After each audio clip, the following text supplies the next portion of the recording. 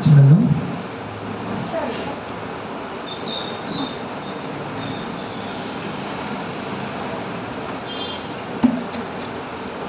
So చాలామంది students ఈరోజు రాలేకపోతున్నారు. ఎందుకంటే అందరికి తెలిసిందే యూపీఎస్సీ ఎగ్జామ్ ఈరోజు జరుగుతుంది కాబట్టి చాలామంది పిల్లలు రాలేకపోయారు. ఎనీవే వచ్చిన అందరికి కూడా నా హృదయపూర్వక వందనాలు చెల్లిస్తున్నాను. ఒక చిన్న వాక్యం చదువుకొని మనం ఆ వాక్య భాగంలోకి వెళ్దాం. అందరూ కూడా యోహాను సువార్త 6వ అధ్యాయము మొదటి 14 వచనాలు చదువుకుందాం.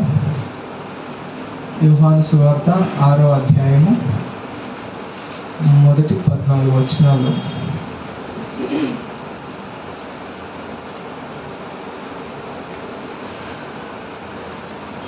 అటు తర్వాత యేసు తిబెరియా సముద్రము అనగా గలిలయ సముద్రము దాటి అద్దరికి వెళ్ళెను.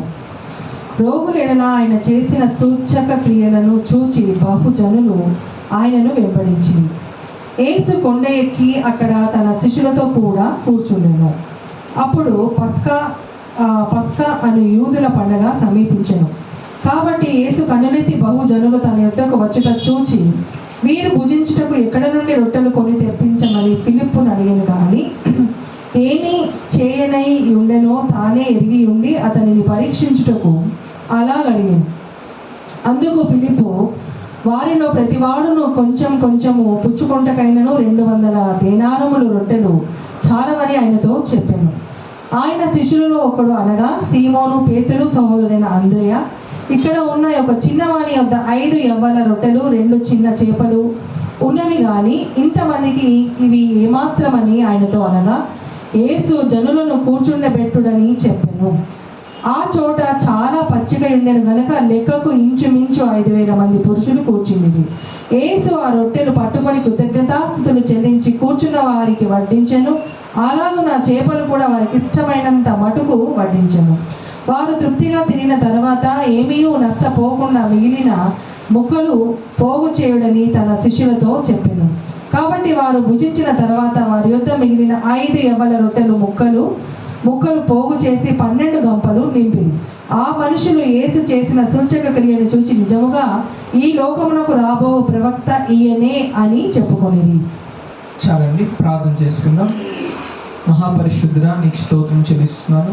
ఈ యొక్క ఉదయకాల సమయంలో ప్రభా, మేము నాయన చదివిన ఈ లేఖనాన్ని బట్టి నీకు స్తోత్రములు.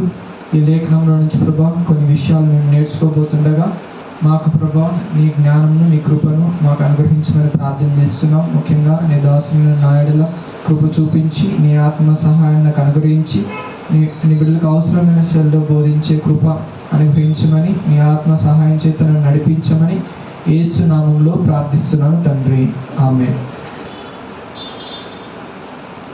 అదేవిధంగా ఒక చిన్న వాక్యము 2 కొరింథీయులకు రాసిన పత్రిక 12:9 వచనం ఒక మాట ఉంటుంది. 2 కొరింథీయులకు రాసిన పత్రిక 12వ అధ్యాయము 9వ వచనం. అందుకు నా కృప నీకు చాలును, బలహీనత యందు నా శక్తి పరిపూర్ణమగుచున్నదని ఆయన నాతో చెప్పాను. సో జీవితంలో అందరూ కూడా ఏదో ఒక సమయంలో ఒక స్టేజ్కి వెళ్తారు. ఆ స్టేజ్ ఎలాంటిదంటే ఏమీ చేయలేని పరిస్థితి, ఎటు తోచని స్థితి. we feel ourselves as a weaker persons. మనము చాలా వీక్గా, మన వల్ల ఏది కాదు, ఇక వీఆర్ నథింగ్ అనే ఒక పొజిషన్లోకి ఒకనొక పరిస్థితుల్లో వెళ్ళిపోవాల్సిన పరిస్థితి వస్తుంది.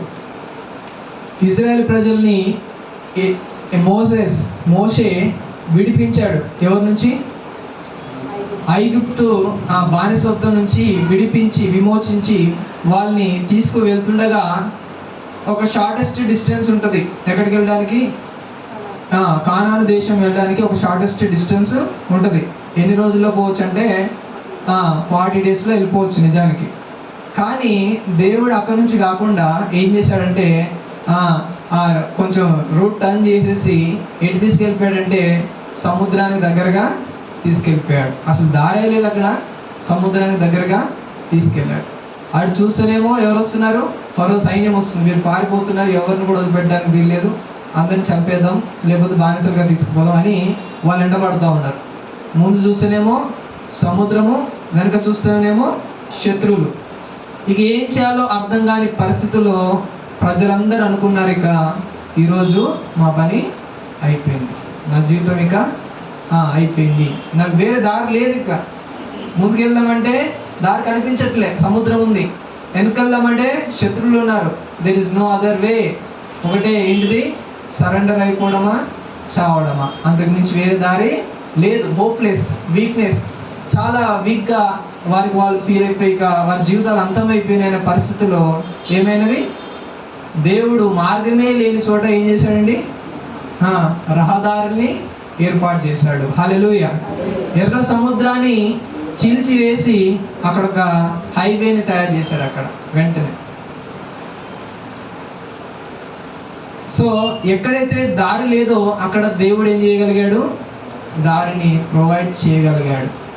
కానీ ఆ స్థితిలో దానికంటే ముందు పరిస్థితి ఏమైంది వాళ్ళ పరిస్థితి ఎలా ఉంది, ఇంపాసిబుల్గా వేరే దారి లేదు. వాళ్ళుగా ఇక శక్తిహీనులుగా, హోప్లెస్ పర్సన్గా, లేకపోతే హెల్ప్లెస్ పర్సన్స్గా వాళ్ళు అయిపోయారు. బట్ దేవుడు అంటాడు, మీ బలహీనత యందు దేవుని యొక్క శక్తి ఎలా ఉంటుందంట, పరిపూర్ణం అవుతుందంట. మనం ఎప్పుడైతే బలహీనంగా అనిపిస్తామో మనము, అక్కడ దేవుని యొక్క శక్తి పరిపూర్ణంగా వెల్లడి అవుతుంది అని చెప్పేసి అంటా ఉన్నాడు. సో ఇంకో పరిస్థితి చూస్తే గిద్యోను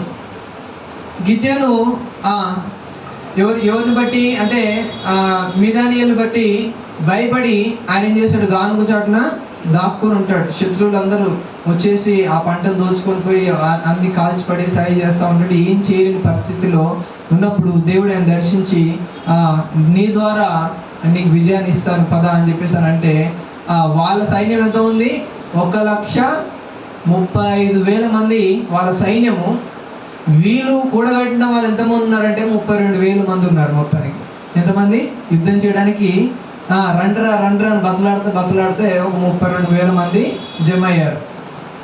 ఆ 32,000 మంది 135,000 మందితో యుద్ధం చేయగలుగుతారా? శక్తి సరిపోతుంది? అది సరిపోదు. అది సరిపోని టైంలో దేవుడు ఏం చేశాడంటే ఆ 32,000 మందిలో నుంచి మళ్ళీ 22,000 మందిని తీసిపడేశాడు. వీళ్ళు యోగులు కాదు యుద్ధం చేయడానికి, వీళ్ళు పంపించేదని అంటాడు. తిప్పి కొడితే ఇంకెంతమంది ఉంటారు, ఇక 10,000 మంది ఉంటారు. 10,000 మందిలో 5,000 మందిని మళ్ళీ వీళ్ళు పనికిరారని చెప్పేసి వీళ్ళని పీకేస్తారు. ఇంకా చూస్తే 5,000 మంది, 5,000 కూడా ఎక్కువ అయిపోయారు నాకు అని చెప్పేసి అంత కట్ చేయబోగా ఎంతమంది మిగిలారు, లాస్ట్కి 300 మంది మిగిలారు. వాళ్ళు ఎలా ఊహించుకుంటారు, ఇక 1,35,000 మంది ఆపోజిట్లో ఉన్నారు శత్రువులు, వీళ్ళు చూస్తేనేమో 300 మంది ఉన్నారు. How do they feel themselves? ఆ పరిస్థితుల్లో ఉంటే వాళ్ళుగా ఎలా ఫీల్ అవుతారు? వాళ్ళు స్ట్రాంగ్ అనుకుంటారా? వాళ్ళు అస్సలు స్ట్రాంగ్ వాళ్ళకి ఆ భయం ఉండదు, ఇక వాళ్ళకి హోప్ ఉండదు. ఇక పోయామా ఇక అవుటే. ఇక ఈ 300 మంది 1,35,000 మందితో యుద్ధం అంటే అది ఆశమాష కాదు, అసలు అసాధ్యం. అది ఒక రకంగా. పైగా ఆయన ఏమేమి తీసుకువెళ్ళమన్నాడు యుద్ధానికి? కుండలు, దివిటీలు, బూరలు. కుండలు, దివిటీలు, బూరలు. అసలు యుద్ధానికి పోయేటప్పుడు ఏం తీసుకెళ్ళాలా? కత్తులు, ఈటలు, డాలు, ఇవి తీసుకెళ్ళాలా? అసలు యుద్ధానికి పనిచేయని వస్తువులను పట్టుకొని పోతున్నారు అంటే ఇక వాళ్ళకి వాళ్ళ పైన వాళ్ళు నమ్ముకుంటూ పోతున్నట్టే. ఇక అది లేనే లేదు. ఇక అసలు యుద్ధ సామాగ్రియే కాదు అది. కుండలు, ఈటలు, ఆ కుండలు, దివిటీలు ఇవన్నీ షాపింగ్ చేయడానికి పనిచేస్తాయేమో కానీ ఆ రోజుల్లో యుద్ధం చేయడానికి పనిచేయవు అవి. అలాంటి తీసుకొని వెళ్ళినప్పుడు వాళ్ళుగా వీక్గా ఫీల్ అయ్యారు, వాళ్ళుగా హెల్ప్లెస్గా, హోప్లెస్గా ఉన్నారు. స్టిల్ అక్కడ ఏం జరిగింది? యుద్ధంలో విజయాలు సాధించారు. వాళ్ళు కత్తి దుయ్యకుండానే వాళ్ళే చనిపోయి విజయం వచ్చేసింది వీళ్ళకి. వెన్ యు ఆర్ వీకర్, దేవుని యొక్క పవర్ అనేది కంప్లీట్గా రివీల్ అవుతారు అక్కడ. హల్లెలూయా. నువ్వు బలహీనుడిగా ఉన్నప్పుడు దేవుని యొక్క శక్తి పరిపూర్ణంగా వెల్లడి అవుతుంది. అక్కడ కూడా మనం చూస్తూ ఉంటాం. మూడో పరిస్థితి చూసినట్టయితే దావీదు గొలియాతు మధ్యలో యుద్ధం. గొలియాతు దాదాపుగా 9 ఇంచుల హైట్ ఉన్నట్టుగా చరిత్ర చెప్తా ఉన్నది. 9 ఫీట్స్ అంటే ఇక మనం ఇట్లా చూడాలా. అంత హైట్, బందోబస్తుగా ఉంటాడు, శరీరం వెడల్పుగా, అతని చేతిలో ఆయుధాలే కొన్ని కేజీలు కొన్ని క్వింటల్లో ఉంటాయి అనమాట. ఆయన ధరించుకునేటివి ఆ యొక్క కవచాలు, మోయలేని ఆయుధాలు అవన్నీ కూడా మనుషులు. అట్లాంటి భారీ శరీరం కలిగిన వ్యక్తితో ఎవరు యుద్ధానికి వెళ్ళాడు అంటే ఒక 15 సంవత్సరాలు వెళ్ళిన ఒక బాలుడు, ఒక చిన్న పిల్లాడు పోయాడు యుద్ధానికి. అప్పుడు దావీదు తన బలాన్ని బట్టి పోయాడు. అక్కడ చూస్తే, అరే నువ్వు ఏంట్రా కర్రను పట్టుకొని వచ్చావు, నేను కుక్కను అనుకున్నావా అని చెప్పేసి అని అంటాడు. అక్కడ నేను కుక్కను అనుకుంటున్నావా, నిన్ను మొత్తం చీల్చి చెండాడేస్తా, కాకులకు వేస్తా, అది పీతలకు వేస్తా అని చెప్పేసి భయపెట్టిస్తూ ఉంటాడు. అప్పుడు అంటాడు, నేను యెహోవా నామమును బట్టి ఇక్కడికి వచ్చాను అంటాడు. ఎవరి పేరు వచ్చావంటే యెహోవా నామమును బట్టి. అంటే దేవుని నమ్మి ఆయన వచ్చింది, తను రాలా, తన శక్తిని తను నమ్మి ఇక్కడ రాలే. He himself is a week person. మనం చూసినట్టయితే రియల్గా తనకు దాని కూడా తెలుసు అది. కానీ తన యొక్క బలం ఏమై ఉన్నది అంటే దేవుడై ఉన్నాడు. ఆయన నా పక్షాన ఉన్నాడు. So I am stronger. If God is with me, I'm stronger than anything, anyone. Hallelujah, hallelujah. దేవుడే నా పక్షాన ఉన్నట్లయితే నన్ను ఓడించే శక్తి ఎవడు కూడా ఈ భూమి మీద లేదు అని తను నమ్మాడు. కాబట్టి యుద్ధానికి వెళ్ళాడు అక్కడ. సో ఇక్కడ కూడా మన జీవితాల్లో కూడా చాలా పరిస్థితులు వస్తాయి, కొన్ని సిచ్యువేషన్స్ వస్తాయి. We feel ourselves are hopeless. ఇక నిరీక్షణ లేని వారుగా, నిస్సహాయులుగా, ఎటువంటి పరిస్థితుల్లోనూ కూడా బయట పడలేని పరిస్థితుల్లో కొన్నిసార్లు మనకు కనిపించే పరిస్థితుల్లో ఉండవచ్చు. కానీ దేవుడు అంటున్నాడు, వెన్ యు ఆర్ వీకర్, అప్పుడే దేవుని యొక్క పరిపూర్ణమైన శక్తిని మీరు గ్రహించగలుగుతారు, తెలుసుకోగలుగుతారు అని దేవుని వాక్యం సెలవిస్తా ఉంది. ఇక్కడ చూసినట్లయితే యేసుక్రీస్తు ఒకనొక సమయంలో ఒక కొండ మీద ప్రసంగానికి చేస్తాడు. దాదాపుగా 3 రోజుల పాటుగా ప్రజలందరూ కూడా గుమ్మి కూడి ఆ వాక్యాన్ని వింటూ మంచిగా ఉంటారు. అయితే 3 రోజులైన తర్వాత ఇక పంపించేసేయాల. 3 రోజులైన తర్వాత పంపించే టైంకి ఆయన అంటాడు, ప్రజలందరూ బాగా నీరస అయిపోయారు, 3 రోజుల నుంచి ఏం తినలేదు పాపం వాళ్ళు, వాళ్ళకి ఏదో ఒకటి పెట్టాలా, ఆహారం వాళ్ళకి ఏదో ఒకటి పెట్టాలా అని చెప్పేసి ఆయన అంటాడు. ఎక్కడ చూస్తామండి, 5వ వచనం చూస్తాడు. కాబట్టి యేసు కనులెత్తి జనులు తన యొద్ద వచ్చుట చూచి, వీరు భుజించుటకు ఎక్కడ నుండి రొట్టెలు కొని తెప్పింతుము అని ఎవరితో అడుగుతున్నారు? ఫిలిప్పును అడిగెను. కానీ ఏమి చేయనై ఉండెనో తానే ఎరిగి ఉండి అతనిని పరీక్షించుటకు అలాగా అడిగెను అని చెప్పేసి అంటా ఉన్నా. అక్కడ దేవుడు తెలుసు ఏం చేయాలో తనకి తెలిసి కూడా ఏం చేశాడంట? ఫిలిప్పుని అడిగాడంట. ఫిలిప్ని అడిగాడు, ఏం చేద్దాం, వాళ్ళకి భోజనం పెట్టాలి, ఎట్లా పెడదాం అని చెప్పేసి అంటా ఉన్నాడు. అంటే ఆయన నుండి ఏదో ఇన్ఫర్మేషన్ కావాలి, సలహా కావాలని కాదు. దేనికోసం అంట? ఆయన పరీక్షించడం కోసం అంట. God want to test him. Test him అంటే దేని విషయమై? తనకి ఎంత విశ్వాసం ఉంది నా పైన అని ఆ ప్రజలకి ఆయనకు తెలియడం, ఆయనలో నుంచి బయటికి రావడం కోసము టెస్ట్ పెట్టాడంట అక్కడ. ఈరోజు కూడా చాలామంది టెస్టులు రాయడానికి వెళ్ళారు. సో 6 టెస్టులు ఏంటంటే ఎంతవరకు చదివారు, ఎన్ని మార్క్స్ వస్తాయి అనేది వాళ్ళ కష్టానికి ఒక టెస్ట్ అనమాట. అది వాళ్ళు పడ్డ కష్టానికి ఒక టెస్ట్. నువ్వు ఎంత కష్టపడ్డావో నీ మార్కుల ద్వారా బయటపడతాయి. సో అదొక టెస్ట్ అనమాట. సో జీవితం అన్నాక ప్రతి ఒక్క వ్యక్తి కొన్ని టెస్టుల గుండా వెళ్ళాల్సిందే.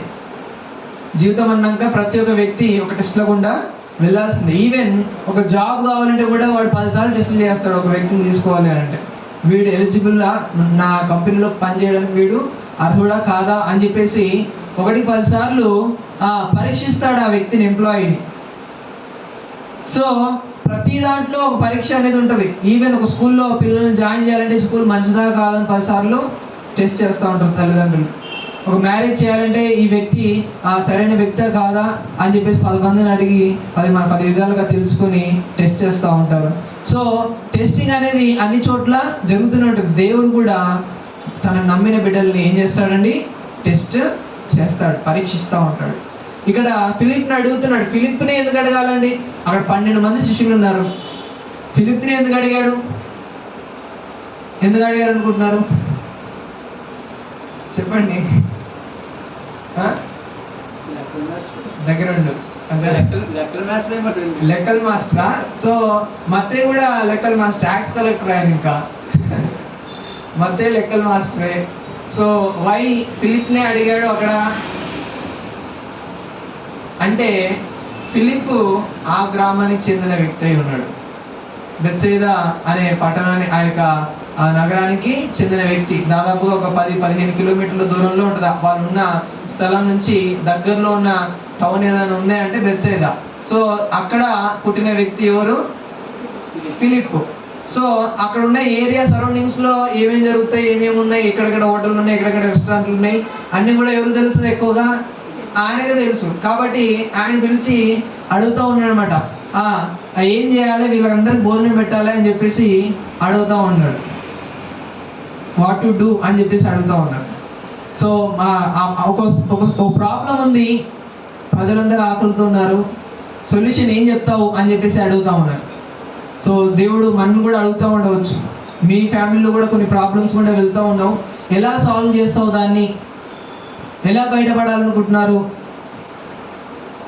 నీ యొక్క స్టడీస్ విషయంలో ఎట్లాంటి నిర్ణయాలు తీసుకోవాలనుకుంటున్నావు, ఏం చేయాలనుకుంటున్నావు నెక్స్ట్? ఈ ప్రాబ్లం, ఫైనాన్షియల్ ట్రబుల్ నుంచి ఎలా బయటపడాలనుకుంటున్నావు? ఇక మ్యారేజ్ లైఫ్ నుంచి, ఈ ఇబ్బందుల్లో నుంచి ఎలా బయటపడాలనుకుంటున్నావు? పిల్లల చదువుల్లో భవిష్యత్తు గురించి ఏ విధంగా నిర్ణయాలు తీసుకొని వారి జీవితాలు సరిచేయాలనుకుంటున్నావు అని ఒక ప్రశ్న మనకు కూడా వేస్తుండవచ్చు దేవుడు ఈరోజు. మన నుంచి ఆన్సర్ ఆయన ఎక్స్పెక్ట్ చేస్తూ ఉన్నాడు. ఎటువంటి ఆన్సర్ని మనం చెప్తాము అని చెప్పేసి ఎక్స్పెక్ట్ చేస్తూ ఉన్నాడు. ఫిలిప్ను కూడా అదే విధంగా అడిగాడు, టెస్ట్ చేస్తూ అడుగుతున్నాడు. ఏం చేద్దాం, వాళ్ళు ఆకలితో ఉన్నారు, ఏం చేద్దాం అని చెప్పేసి ఒక ప్రశ్న వేశాడు. ప్రశ్న వేసినప్పుడు అక్కడ 2 సినారియోస్ ఉన్నాయండి. ఈ యొక్క సందర్భంలో మనం 2 సినారియోస్ చూస్తాం. ఏంటిదంటే, ఒకటి వాళ్ళ పరిస్థితుల పైన వారు ఆధారపడిన ఒక పరిస్థితి.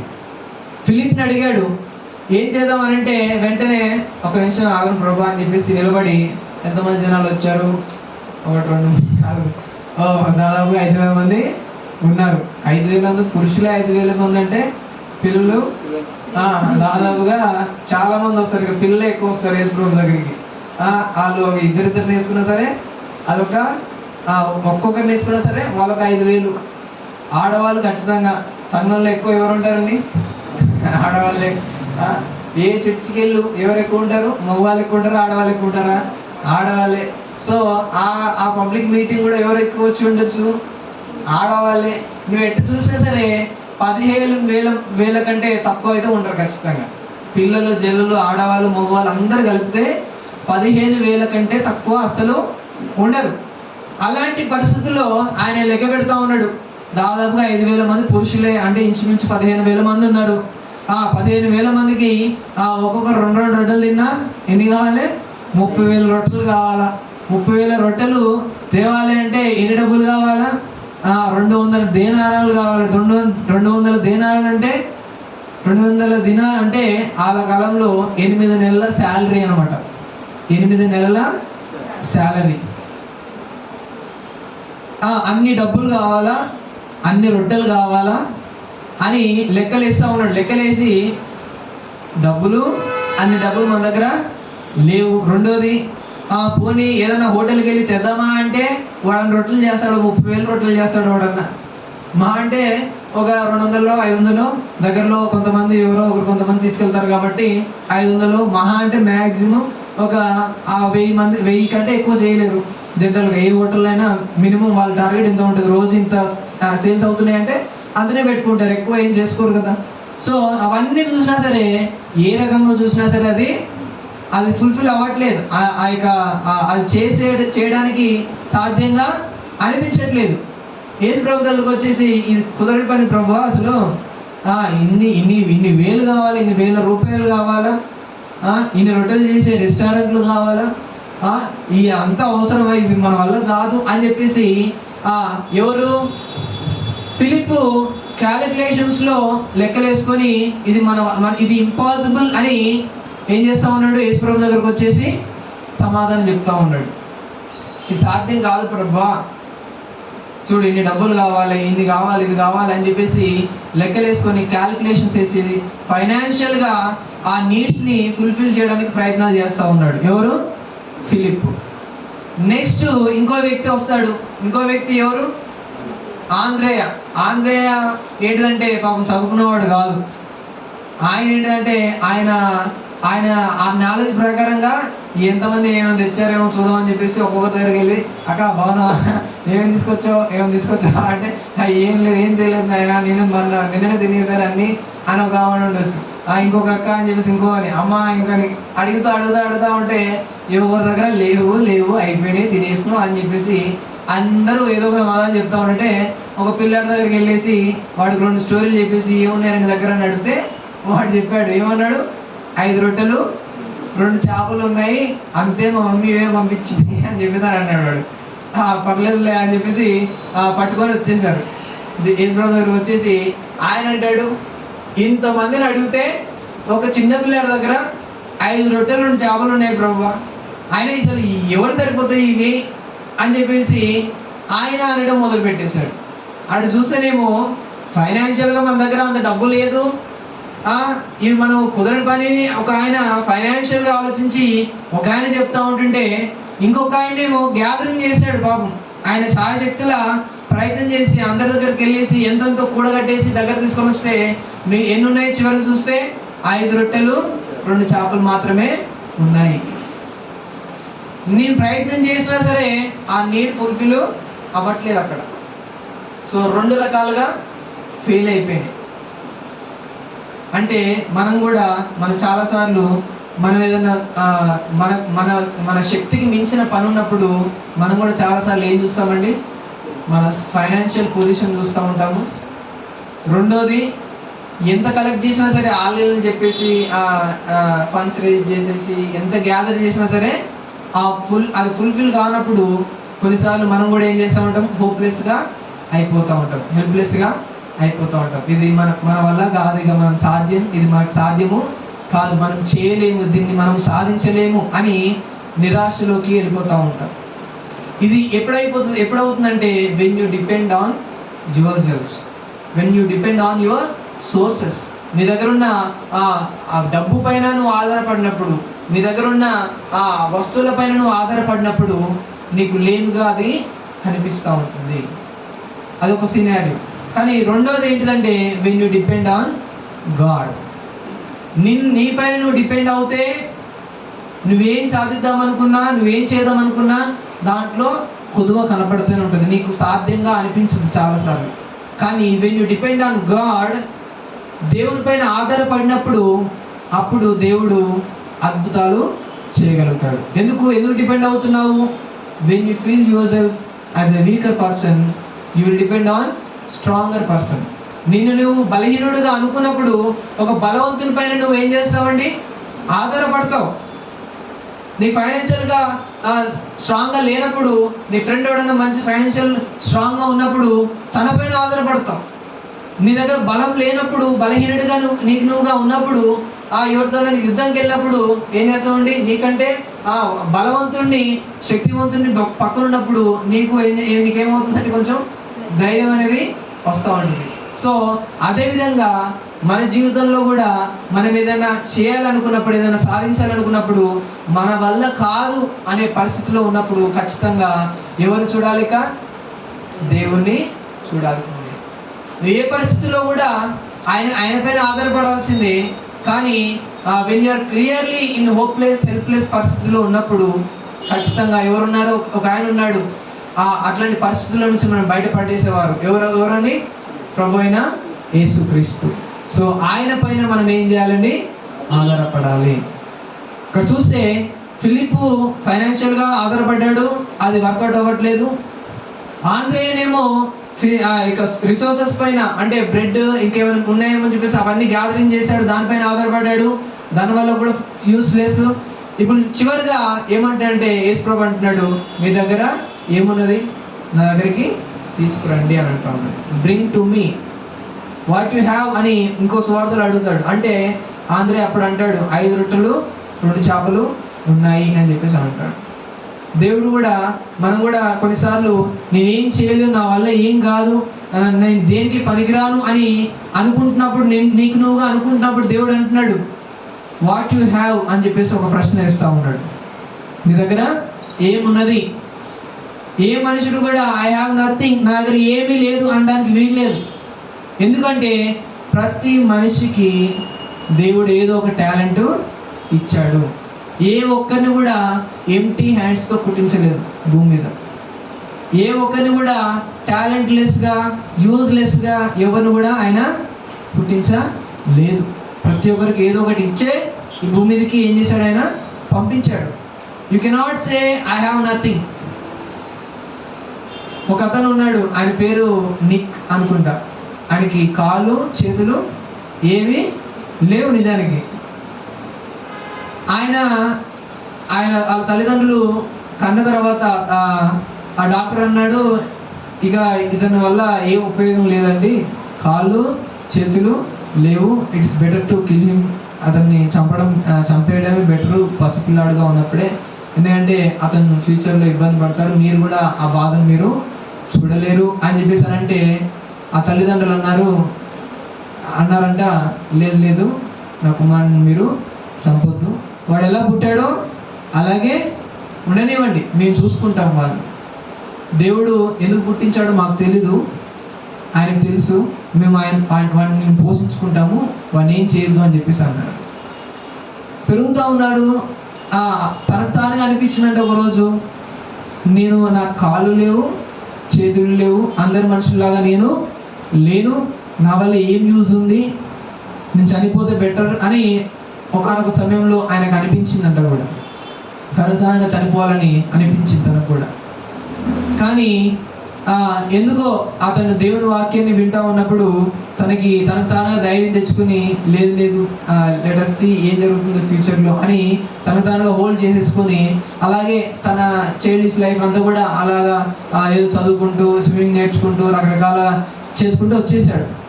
కానీ ఒకానొక సమయం వచ్చేసరికి ఆయన ఇంటర్నేషనల్ స్పీకర్ అయ్యాడు. ఎవరండి? ఇంటర్నేషనల్ మోటివేషనల్ స్పీకర్ అయ్యాడు. ఒక మంచి ప్రీచర్ అయ్యాడు, మంచి మోటివేషనల్ స్పీకర్ అయ్యాడు. ఎంతోమందికి ఇన్స్పిరేషన్గా ఈరోజు ఆయన నిలబడ్డాడు. ఆయన కాళ్ళు లేవు, చేతులు లేవు, హ్యావ్ సంథింగ్. ఏముంది? He can speak. హల్లెలూయా. ఆయన మాట్లాడగలడు. ఆయన అనుకున్నాడు ఐఎమ్ నథింగ్, నా దగ్గర ఏమీ లేదు ఇక అని చెప్పేసి ఒకనొక చిన్న వయసులో ఉన్నప్పుడు ఆయన అనుకున్నాడు, నా దగ్గర ఏమీ లేవు బ్రతకడానికి, నా వల్ల ఉపయోగం ఏమి కూడా ఈ భూమి మీద లేదు అని తనకు తానుగా హోప్లెస్గా హెల్ప్లెస్గా ఉన్న సమయంలో ఒక స్టేజ్ వచ్చిన తర్వాత దేవుడు తనకు రివీల్ చేశాడు, యూ హ్యావ్ సంథింగ్. ఏంటిదో ఆలోచించుకోవాలంటే ఆయనకు అర్థమైంది, ఐ కెన్ స్పీక్, నేను మాట్లాడగలుగుతాను కదా, దీన్ని ఉపయోగించి నేను ఏదైనా సాధిస్తాను అని చెప్పేసి నేర్చుకోవడం మొదలుపెట్టాడు. స్పీకింగ్ ఒక మంచి స్పీకర్గా అక్కడక్కడ స్టార్ట్ చేసేసాడు. ఎంతోమంది ఇన్స్పైర్ అయ్యారు ఆయన ప్రీచింగ్ ద్వారా. ఇప్పుడు ప్రపంచవ్యాప్తంగా ఆయన తిరిగి సువార్త ప్రకటిస్తున్నాడు. బలహీనుల్ని, ఈ విధంగా అంగవైకల్యంతో బాధపడుతున్న వారిని ప్రోత్సహించి don't feel you have nothing అని మీరు బాధపడాల్సిన పని లేదు, గాడ్ గివెన్ సంథింగ్ ఆల్రెడీ అని చెప్పేసి వాళ్ళకి మోటివేషన్ ఇస్తూ వాళ్ళని ఎంకరేజ్ చేస్తూ ఉన్నాడు. సో ఏ మనిషికి కూడా దేవుడు ఉత్తిగా, అంటే ఎటువంటి టాలెంట్స్ లేకుండా, ఎటువంటి స్కిల్స్ లేకుండా పుట్టించలేదు భూమి మీద దేవుడు. ప్రతి ఒక్కరికి ఏదో ఒక స్కిల్ ఇచ్చాడు, ఏదో ఒక టాలెంట్ ఆయన ఇన్బిల్ట్ అయ్యి ఆల్రెడీ ఉంది మనలో. కాబట్టి దాన్ని గ్రహించాలి మనం. హల్లెలూయా. దాన్ని ఏం చేయాలి? మనము గ్రహించాలి. మోషే కూడా అనుకున్నాడు, నువ్వు వెళ్ళి ఇజ్రాయెల్ ప్రజల్ని విడిపించాలంటే నేను అసలు ఎవరితో మాట్లాడలేను, అసలు నత్యుడిని అని చెప్పేసి అని అంటాడు. ఒకసారి అంటాడు లేదు లేదు లేదు వాళ్ళని చూస్తే కొడతారు, తిడతారు, ఎవరు పంపించారంటాడు, ఏం పేరు చెప్పాలని చెప్పేసి ఒక మాట అంటారు. రకరకాలుగా తన సాకులు చెప్పేస్తూ ఉన్నాడు. అంటే తనకు తానుగా ఎటువంటి హోప్ లేదు, నా వల్ల అవుతుందని తనకు ధైర్యం లేదు. అలాంటి పరిస్థితుల్లో దేవుడు తనలో ఉన్న తనకిచ్చిన శక్తిని బయలుపరిచాడు. ఏంటిది? ఒక కర్రని విసిరే, నీ చేతిలో ఏముందని అంటే కర్రే ఉంది ప్రభువా అని అంటాడు. ఆ కర్రని కింద పడేయాలంటే కింద పడేస్తే అది పాము అయింది, దాన్ని పట్టుకుంటే మళ్ళా కర్ర అయింది. అంటే ఆయన చేతుల్లోనే ఉంది ఒక గొప్ప శక్తి. యాక్చువల్గా God already provided A power in his hand. కాకపోతే తనకు తెలియదు దాంట్లో అంత శక్తి ఉందని చెప్పేసి. ఎప్పుడు తెలిసింది? దేవుడు బయలుపరిచిన తర్వాత, ఓహో దీని ద్వారా ఇన్ని అద్భుతాలు చేయొచ్చా అని తనకు అర్థమైంది. దాన్నే ఉపయోగించుకొని ఏం చేశాడు? ఎర్ర సముద్రాన్ని చీల్చాడు, బండ నుండి నీళ్ళు తీసుకొచ్చాడు, అన్ని రకాల అద్భుతాలు ఆ కర్రను ఉపయోగించి ఆయన చేశాడు. నీటిని రక్తంగా మార్చేశాడు, నదిని, నైల్ నదిని. అంటే ఆయన చేతిలోనే ఆల్రెడీ ఉంది. God given some power in his hand. ఆయనకు అప్పటిదాకా అది అర్థం కాలేదు తనకి. సో అలాగే దేవుడు కూడా మీలో కూడా ఏదో ఒక శక్తిని ఆల్రెడీ ఉంచాడు. అది మీరు బయటికి తీసుకురండి. అది ఆ స్కిల్ ఏదైతే ఉందో అది బయటికి నువ్వు అర్థం చేసుకున్నప్పుడు నీ జీవితాన్ని అది మార్చేయగలదు. హల్లెలూయా. నీ జీవితంలో గొప్ప మార్పునది తీసుకురాగలదు. కాబట్టి ఇక్కడ కూడా ఫిలిప్పు, ఆంద్రేయ వారి పైన వారు ఆధారపడినప్పుడు వాళ్ళకి ఎటువంటి సొల్యూషన్ వాళ్ళకి కనిపించలేదు. బట్ దేవుడు అంటున్నాడు వాట్ యు హ్యావ్ అనగానే, అప్పుడు ఆంధ్రే అనొచ్చు 5 రొట్టెలు 2 చేపలే కదా, ఇది చెప్తే చెప్పకపోతే ఏం లేవు ప్రభా అంటే అయిపోతుంది కదా అనుకోలే. ఆయన చేసిన మంచి పని ఏంటంటే 5 రొట్టెలు 2 చేపలు ఉన్నాయని చెప్పాడు. అది తక్కువే, ఒక చిన్న పిల్లాడికి సరిపోయేవి అవి. 5,000 మంది సరిపోయేటివి కాదు, నెగ్లిజిబుల్. ఆయన అనొచ్చు వీ హ్యావ్ నథింగ్ ప్రభా, నా దగ్గర ఏం లేవు అని ఒక మాట అనేయచ్చు. కానీ అలా చెప్పలేదు. అది ఆయన ఏమన్నాడు? యథార్థంగా ఉన్నది ఉన్నట్టుగా 5 రొట్టెలు 2 చేపలు ఉన్నాయని చెప్పేశాడు. అక్కడ దేవుడు నిన్ను కూడా అడుగుతున్నాడు. కొన్నిసార్లు అది నీకు నెగ్లిజిబుల్గా అనిపించవచ్చు. నీ దగ్గర ఉన్నది, నీ దగ్గర నీకు కనిపిస్తున్నది, ఇది ఎందుకు పనికిరానిది, ఇది ఉంటేంది ఉండకపోతేంది, దీన్ని చెప్తేంది చెప్పకపోతేంది అని నువ్వు అనుకోవడానికి వీళ్ళే. నీ దగ్గర ఉన్నది కొంచెమైనా సరే వెన్ గాడ్ ఆస్క్ ఏం చేయాలి? తీసుకొచ్చి ఆయన చేతిలో పెట్టాలి. హల్లెలూయా. నీ దగ్గర చిన్నదే ఉండొచ్చు, ఆ టాలెంట్ కొంచెమే ఉండొచ్చు, నీ దగ్గర కొద్దే స్కిల్ ఉండొచ్చు. బట్ స్టిల్ దేవుడు అడుగుతున్నప్పుడు నీ దగ్గర ఏమున్నది నా దగ్గర తీసుకురా అన్నప్పుడు నువ్వేం చేయాలి? దాన్ని తీసుకొచ్చి ఆయన చేతిలో పెట్టాలి. ఆంధ్రే తీసుకొచ్చి 5 రొట్టెలు 2 చేపలు తీసుకొచ్చి ఆయన చేతిలో పెట్టాడు.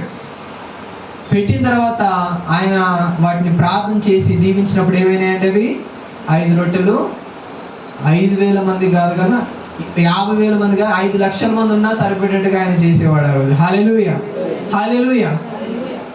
ఆయన దగ్గర ఉన్నది కొంచెమే, but when it is kept in God's hand అది ఎలా అయిపోయిందండి? కొన్ని వేల మందికి ఆశీర్వాదకరంగా అది మారిపోయింది. సో నీ దగ్గర ఏవైతే ఉందో దేవుని చేతిలో పెట్టినప్పుడు అది అనేకులకు ఆశీర్వాదకరంగా ఆయన చేస్తాడు. హల్లెలూయా. నీకు నీవుగా చేయలేవు, అది నీకు నువ్వుగా సాధించలేవు. But when you keep in God's hand it is possible to be a miracle. That ఆ యొక్క టాలెంట్ ఒక మిరాకిల్గా పనిచేస్తూ ఉంటుంది. దావీదు దగ్గర ఒకటే స్కిల్ ఉంది. ఏంటిది? వడిసెలు ఏమంటారు? కొట్టడం. అదొకటే తెలుసు ఆయనకి. ఆయనకి యుద్ధాలు చేయడం ఆ స్కిల్ ఏం లేదు ఆయన దగ్గర. యుద్ధం చేయడానికి వెళ్ళరా అని చెప్పేసి అన్నీ తొడిగేస్తారు. ఎవరితో సౌల్దే తొడుగుతాడు, మునిగిపోతాడు దాంట్లో. నాకేం కనబడతలేదు బాబు అంటాడు హెల్మెట్ పెడితే. ఇది తీసేయండి అంటాడు. ఎవరే యుద్ధానికి పోతున్నారా నువ్వు అంటే నాకు ఇవన్నీ అవసరం అని చెప్పేసి టవల్ కట్టుకుంటాడు. కత్తని తీసుకురా బాబు అంటే వద్దు, కత్త వద్దు నాగాని అంటాడు. నాకు ఏమున్నాయంటే రాళ్ళు, ఒడిసెల రాళ్ళు ఉన్నాయని చెప్పేసి అని పట్టుకుని పోతా ఉంటాడు. దాంతో ఏం చేస్తావురా? దానివల్ల ఇప్పుడు మనిషిని నమ్మగలుగుతారా? అసలు దానివల్ల ఒక మనిషిని నమ్మగలుగుతారా?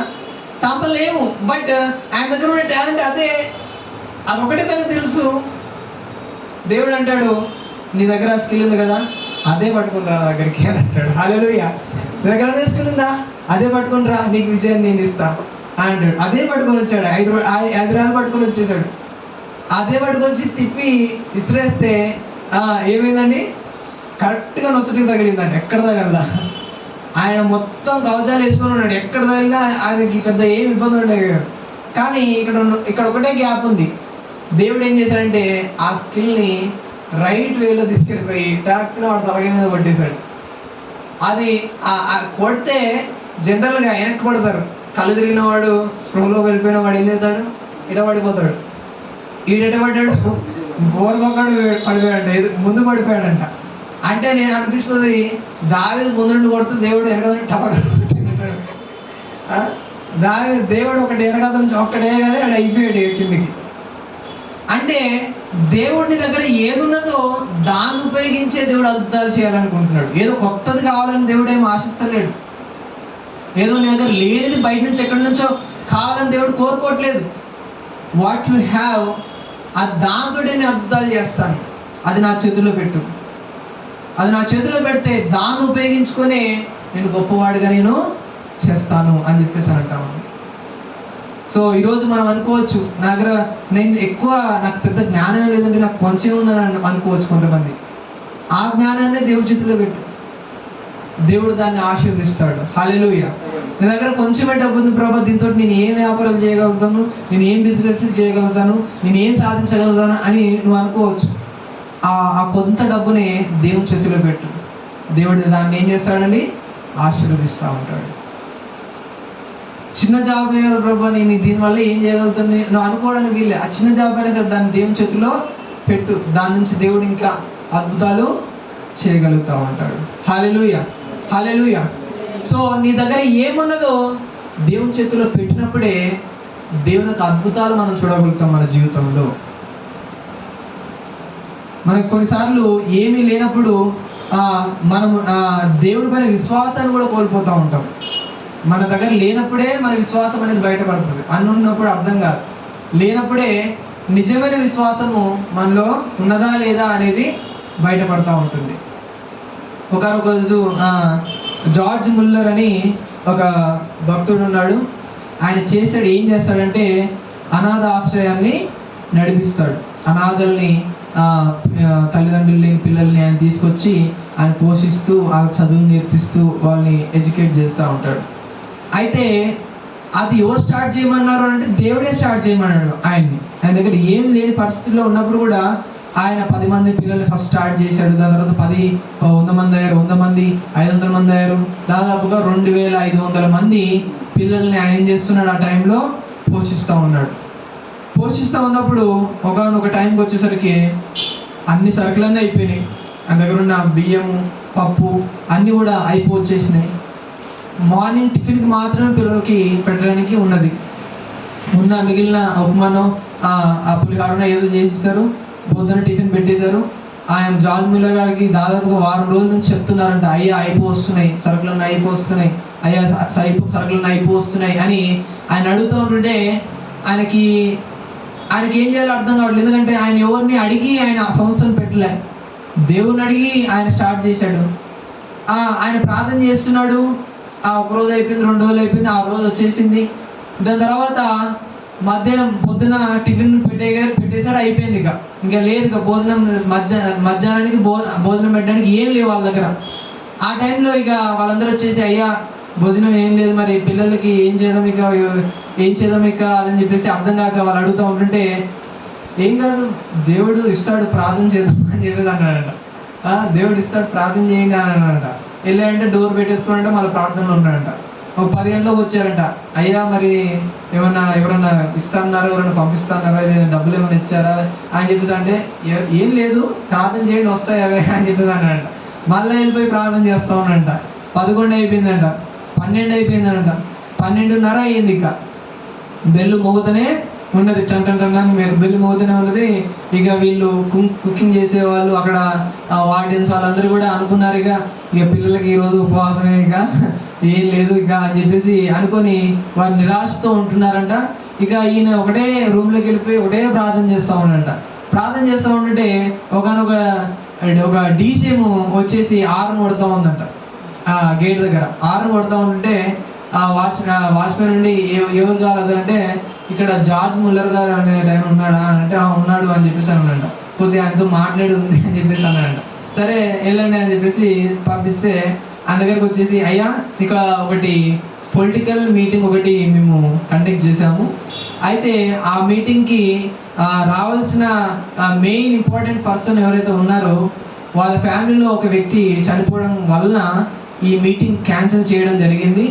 కానీ ఆ లోపు మేము అన్నీ వండేసాము, ఇక ఈ భోజనం ఏం చేయాలో మాకు అర్థం కానప్పుడు ఒకనొక వ్యక్తిని అడిగితే ఇంకొక అనాథ ఆశ్రయం ఉంది, అక్కడ తీసుకెళ్ళండి అని చెప్పేసి వాళ్ళు చెప్పారు, మరి మీకు ఇష్టమైతే మీరు తీసుకుంటారా అని చెప్పేసి అంటాడంట.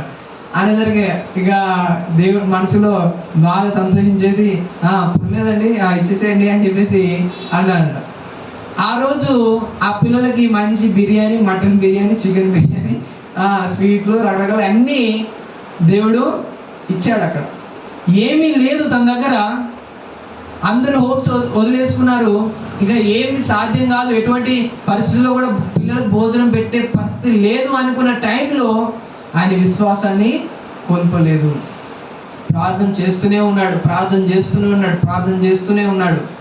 వచ్చిందా రాలేదా? వచ్చింది. హల్లెలూయా. సో దేవుడు ఒక మాట అంటాడు, అడుగుడి మీకు ఇవ్వబడును అని చెప్పేసి అంటాడు. అడుగుడి ఇవ్వడంటే ఒకసారి అడిగేసి ఇక సంవత్సరం తర్వాత మళ్ళీ ఒకసారి చూసి ఏది ఇంకా రాలేదు అట్లా కాదు. అడుగుడి ఇవ్వబడును అనే మాటకి అర్థము ఇచ్చేదాకా అడగండి అని అర్థం అనమాట. ఇచ్చేదాకా అడుగుతూనే ఉండాలి. ఒక విధవరాలు న్యాయం కోసం ఒక వ్యక్తి దగ్గరికి వెళ్తే ఏమంటాడు, ఒక అన్యాయస్తుడైన న్యాయాధిపతి అంట, వాడు న్యాయాధిపతి అంట, కాకపోతే అన్యాయస్తుడు అంట. అసలు ఆ రెండింటికి అసలు మ్యాచే కాదు అది. అలాంటి వ్యక్తి దగ్గరికి ఒక బీద విధవరాలని న్యాయం కోసం అడగడానికి వెళ్తే వాడేమో లంచాలు తీసుకున్న వ్యక్తి, ఈమె దగ్గర ఏమీ లేవు. ఏం చేశాడు, ఇక తర్వాత చూసలేమా అని చెప్పేసి పంపిస్తూ ఉండేవాడంట. ఈమె పొద్దున్నే వచ్చేసి టాంగాన్ని బెల్లు కొట్టేదనమాట. బెల్లు కొట్టేది ఎవరు అబ్బాయి కొత్త క్యాండిడేట్ వచ్చింది, ఈసారి మంచి డబ్బులు వస్తాయని బయటికి రాగానే ఏ మొహం కనబడేది. పొద్దున్నే వచ్చిందిరా బాబు అని చెప్పేసి మళ్ళా రేపు రా, ఎల్లుండిరా, వారంరా, తర్వాత రా అంటే కూడా ప్రతిరోజు వచ్చేసి విసిగిస్తూ ఉంటుంటే ఏం చేశాడు, ఇక చివరికి న్యాయము చేసేసాడు. ఒక అన్యాయస్తుడే మాటికి అడుగుతూ ఉంటుంటే న్యాయం చేసినప్పుడు మన దేవుడు న్యాయాధిపతి. హల్లెలూయా. ఆయన న్యాయాధిపతి, న్యాయం చేసేవాడు. ఆయన దగ్గరకు నువ్వు మాటిగా వచ్చి అడిగితే ఆయన న్యాయం చేయడా? ఖచ్చితంగా చేస్తాడు. కాబట్టి మన జీవితంలో కూడా హెల్ప్లెస్ పొజిషన్లో ఉన్నప్పుడు మనం కొన్నిసార్లు వీక్గా ఫీల్ అయిపోయి యూజ్లెస్గా అనిపించినప్పుడు మీరు అలా అనుకోవడానికి వీల్లేదు. మీ దగ్గర ఏమున్నదో దేవుని చేతిలో పెట్టండి, దాంతోటే మీకు అద్భుతాలని చేయించగలుగుతాడు. హల్లెలూయా. ఏం లేని పరిస్థితుల్లో కూడా దేవుని పైన విశ్వాసాన్ని వదిలిపెట్టకండి. ఎందుకంటే ఆ విశ్వాసము ఎలాంటి పరిస్థితుల్లో నుంచైనా నిన్ను బయటికి లాగగలుగుతుంది, ఎలాంటి పొజిషన్లోకైనా మిమ్మల్ని తీసుకువెళ్ళగలుగుతుంది. కాబట్టి ఈ యొక్క స్టోరీ వలన మనకు అర్థమవుతుంది ఏంటంటే should not depend on hour cells. మన పైన మనం ఎప్పుడు కూడా డిపెండ్ అవ్వకూడదు. రెండోది డిపెండ్ ఆన్ గాడ్. ఇంకోటి ఏంటంటే దేవుని పైన విశ్వాసాన్ని ఏ పరిస్థితుల్లో కూడా కోల్పోకూడదు. ఎలాంటి దయనీయ పరిస్థితి వచ్చినా సరే ఆయన పైన విశ్వాసాన్ని మాత్రం మనము కోల్పోకుండా మనం కంటిన్యూ చేయాలి. హల్లెలూయా. దేవుడి మాటలు దీవించును గాక. అందరూ కూడా తల వంచినట్లయితే ప్రార్థన చేసుకున్నాం.